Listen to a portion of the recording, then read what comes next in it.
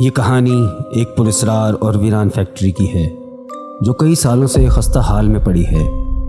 ایک وقت تھا جب یہ فیکٹری اپنی چمک دمک کے لیے مشہور تھی، جہاں روزانہ سینکڑوں مزدور اپنی روزی کماتے تھے، مگر اب یہاں صرف بھوتیا خاموشی اور سنسناہٹ باقی ہے۔ ان خستہ عمارتوں اور پرانی مشینوں میں چھپی ایک ڈراؤنی کہانی ہے جس کا میں خود گواہ ہوں۔ میرا نام ساون ہے۔ میں نے کچھ ماہ پہلے ہی نیشنل انسٹیٹیوٹ آف انجینئرنگ سے اپنی ڈگری مکمل کی تھی، اور جب جاب کی تلاش میں تھا، آخرکار ایک دن مجھے مکیش ملز سے جاب کی پیشکش آئی۔ میں نوکری کے لیے بے تاب تھا، لہٰذا فوراً ہاں کر دی۔ فیکٹری کی حالت بہت بگڑی ہوئی تھی، لیکن پھر بھی یہ میرے لیے ایک سنہری موقع تھا۔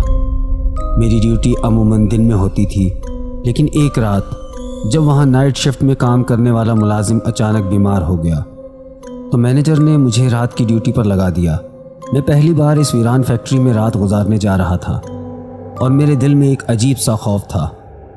وہاں کی تاریکی اور سنسانی نے مجھے بے چین کر رکھا تھا۔ رات کے 2:30 ہو رہے تھے، اور وہاں بس میں اور 2 سیکیورٹی گارڈز ہی موجود تھے جو سیکیورٹی روم میں مانیٹرنگ کر رہے تھے۔ فیکٹری میں ہر طرف تاریکی کا راج تھا، اور ہوا کی ہلکی سی آواز بھی دل میں عجیب خوف پیدا کر رہی تھی۔ ایسے میں اچانک ایک سیکیورٹی گارڈ میرے کمرے میں آیا۔ اس کا چہرہ بے چینی اور خوف سے بھرا ہوا تھا۔ اس نے سرگوشی کے انداز میں کہا، سر، فرسٹ فلور پر ایک مشین سے آئل بہہ رہا ہے، کیا آپ جا کر دیکھ سکتے ہیں؟ میں نے سر ہلا دیا اور سوچا کہ تھوڑی دیر میں وہاں جا کر چیک کر لوں گا۔ 5 منٹ بعد جب میں نے فرسٹ فلور کی طرف چلنا شروع کیا تو راستے میں وہی گارڈ دوبارہ نظر آیا، لیکن اس بار اس کا چہرہ اور بھی زیادہ خوف زدہ تھا۔ اس نے حیرت سے پوچھا، سر، آپ اتنی رات کو اوپر کہاں جا رہے ہیں؟ اوپر کے سب فلور تو لاک ہیں۔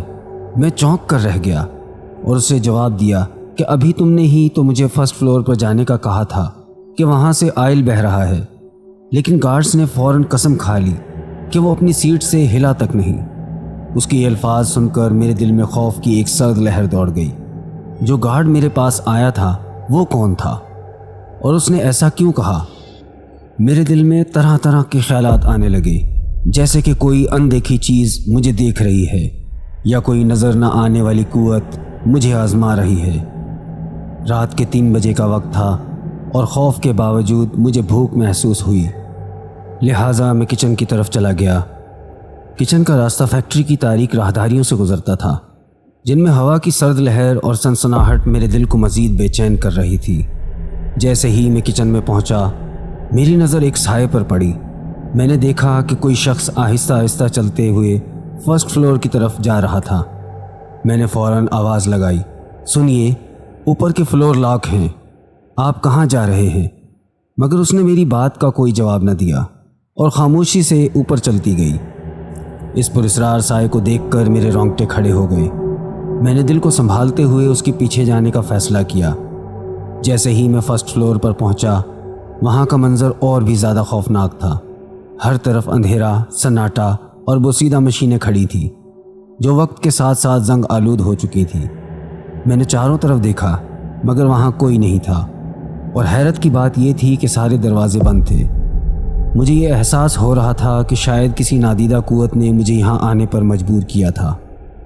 میرے دل کی دھڑکنیں تیز ہو رہی تھیں، اور مجھے سمجھ نہیں آ رہا تھا کہ یہ سب کیا ہو رہا ہے۔ میں فوراً نیچے واپس آیا اور اپنے کیبن میں آ کر بیٹھ گیا۔ اس کے بعد بھی ہر آواز، ہر حرکت مجھے خوف میں مبتلا کر رہی تھی۔ ابھی میں اپنے کیبن میں بیٹھا ہی تھا کہ اچانک ایک سیکیورٹی گارڈ میرے پاس آیا اور لرزتی ہوئی آواز میں بولا، سر، آپ کو سیکیورٹی روم میں کچھ دکھانا چاہتا ہوں۔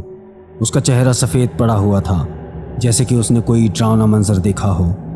میں بھی کسی انجان خوف کے ساتھ اس کے ساتھ چل دیا۔ سیکیورٹی روم میں پہنچ کر اس نے ایک ویڈیو کلپ چلائی۔ جیسے ہی کلپ شروع ہوئی، میرے رونگٹے کھڑے ہو گئے۔ اس ویڈیو میں وہ لمحہ ریکارڈ تھا جب میں فرسٹ فلور پر گیا تھا، لیکن میں وہاں اکیلا نہیں تھا۔ میری آنکھوں کے سامنے اس ویڈیو میں ایک عورت کی شبیہ ظاہر ہوئی جو میرے عین سامنے کھڑی ہوئی مجھے گھور رہی تھی۔ اس کا چہرہ دھندلا سا تھا اور آنکھیں بالکل خالی اور وحشت سے بھری ہوئی تھیں۔ یہ منظر دیکھ کر میرے پیروں تلے زمین نکل گئی۔ جیسے جیسے ویڈیو آگے بڑھی، میں نے دیکھا کہ جب میں فرسٹ فلور سے نیچے آیا تھا تو وہ عورت بھی میرے پیچھے پیچھے چلتی آئی تھی، اور حیرت کی بات یہ تھی کہ وہ بالکل خاموشی سے میری ہر حرکت کو غور سے دیکھ رہی تھی۔ اس نے کسی قسم کا شور نہیں کیا اور نہ ہی اس کی موجودگی کا مجھے کوئی احساس ہوا۔ جیسے ہی ویڈیو ختم ہوئی میں نے گارڈ کے چہرے کی طرف دیکھا جو خوف کے مارے لرز رہا تھا۔ یہ سب دیکھ کر میں بے حد خوف زدہ تھا اور میرے جسم میں خوف کی سرد لہر دوڑ رہی تھی۔ میں نے فوراً صبح ہونے کا انتظار کیا اور جیسے ہی دن کی روشنی پھوٹی میں نے اپنے مینیجر کو یہ سب کچھ بتا دیا اور ریزائن دے دیا۔ میں اس جگہ ایک لمحہ بھی اور نہیں گزار سکتا تھا۔ آج بھی جب میں اس واقعے کے بارے میں سوچتا ہوں تو میرے جسم میں ایک سرد لہر دوڑ جاتی ہے۔ اس رات کے بعد میرے خواب بھی بھیانک ہو گئے۔ میری نیند میں بار بار اسی عورت کی شبیہ آتی ہے اور وہی خالی آنکھیں مجھے گھورتی نظر آتی ہیں۔ وہ عورت کون تھی؟ کیا وہ کسی زمانے میں یہاں کام کرتی تھی یا اس فیکٹری میں ہونے والے حادثے کی کوئی باقیات تھی؟ اس کے دل میں کیا خواہش تھی جو ادھوری رہ گئی، یا وہ مجھ سے کچھ کہنا چاہتی تھی؟